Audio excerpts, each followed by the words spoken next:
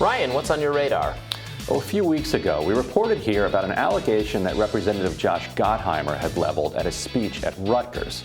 According to Gottheimer, he was the victim of an anti-Semitic verbal assault, and he pointed the finger at members of the Working Families Party of New Jersey, who he said shouted Jew at him at an event where he was pushing for passage of the bipartisan infrastructure bill, while protesters were warning that if Gottheimer succeeded in splitting the infrastructure bill off from the Build Back Better Act, the bigger bill would be killed.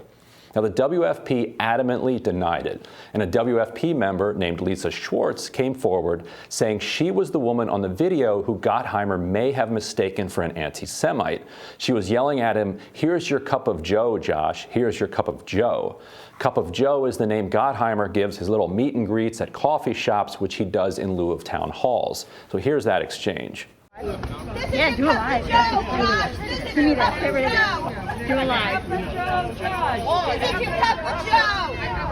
But Gottheimer has since stood by his story, and he even got Commerce Secretary Gina Raimondo, who was also at the event, to issue a statement backing him up. Quote, "Anti-Semitism is wrong, reprehensible, and unacceptable. I join Congressman Gottheimer in condemning these hateful attacks that have absolutely no place in our politics," unquote. A Gottheimer ally, State Senator Gordon Johnson, even claimed that the WFP denying the allegation is itself anti-Semitism. Quote, "To deny hate speech is to give bigots and racists power, whether against people of color or members of any faith," Johnson was quoted as saying by the Globe. By denying the hate speech against Congressman Gottheimer ever occurred, despite the courageous confirmation by a member of President Biden's cabinet, the WFP leadership and their allies truly empower haters. What's notable here is that in Gottheimer's initial allegation, he said a crowd from WFP were all jeering at him in an anti-Semitic manner.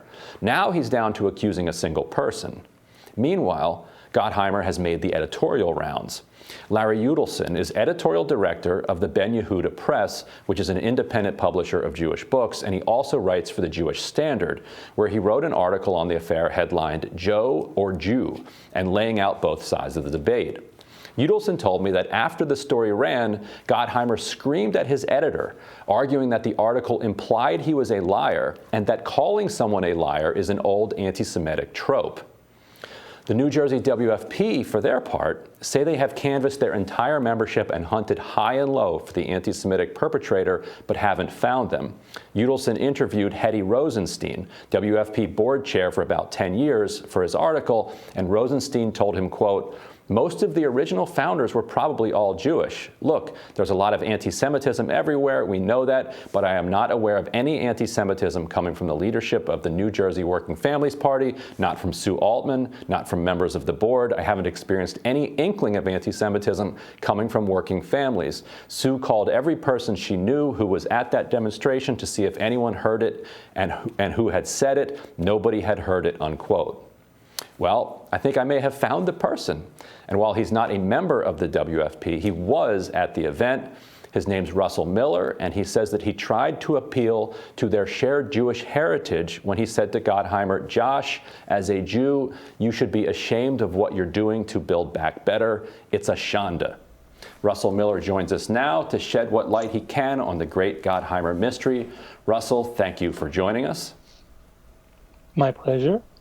And so you and I were talking before this segment about what happened this weekend down in Texas. And I wanted to ask you about that first, because when you saw the news of that unfolding, you already knew that you were going to be coming on our show on Monday to talk about this Gottheimer situation. And I'm wondering what it was like receiving that news, seeing the real deadly consequences, or the potentially deadly consequences of anti-Semitism in the country.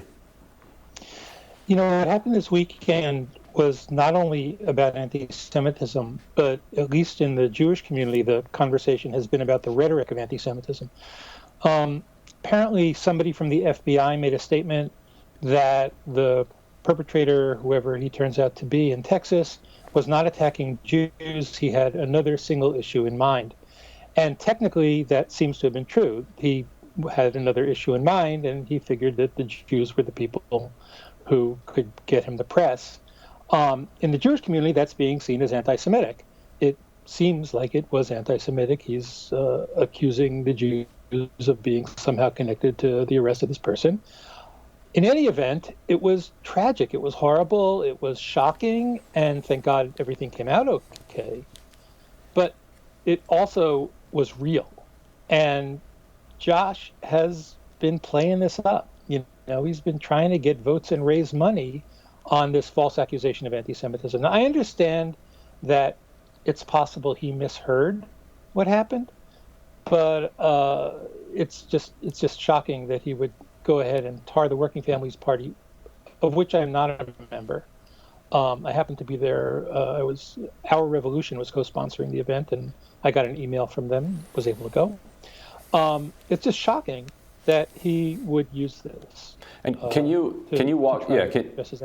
Can you walk us through kind of what happened, where you were when you encountered Gottheimer? Sure. So we had been in a demonstration outside his office. He wasn't around. We sang songs. It was very, Pete Seeger.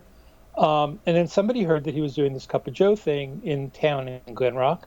So a bunch of us got in our cars and drove down and found the place where he supposedly was, and stood outside and basically did, the basic walking back and forth on the sidewalk so you don't get arrested, and chanting slogans about how he should be supporting Build Back Better.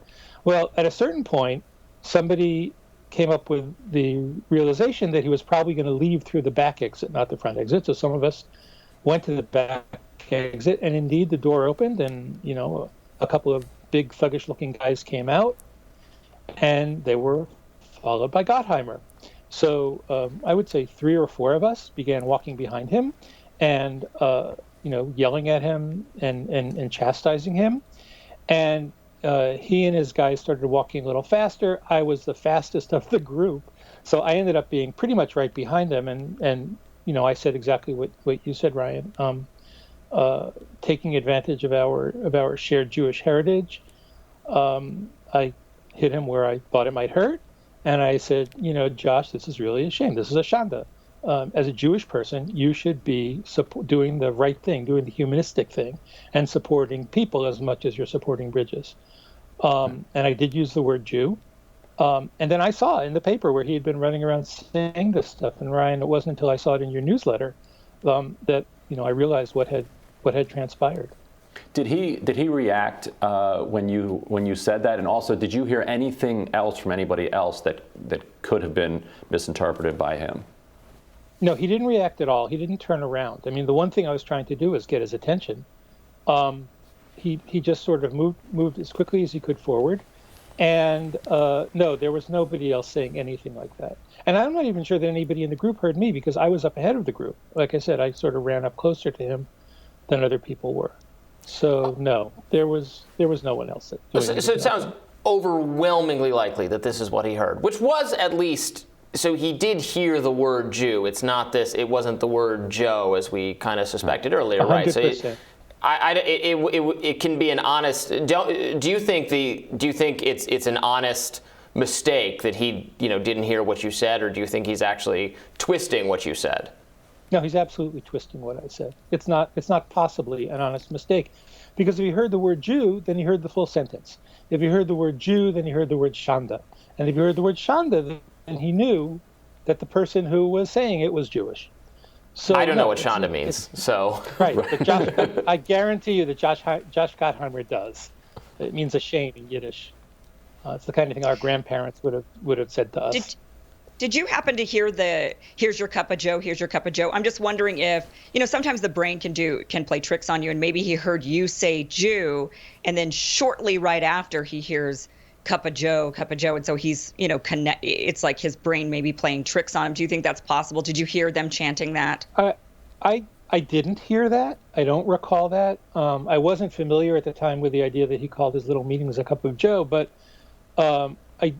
my guess would be that if anybody was saying that, they were saying it while we were chanting outside the coffee shop.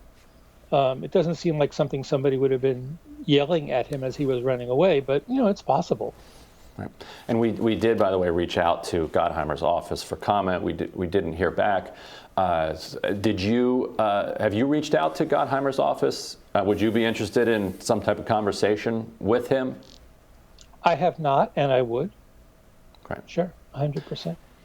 Great. Well, Russell, thank you so much for joining us. Really appreciate you sharing the story. Sure. And we will have more Rising right after this.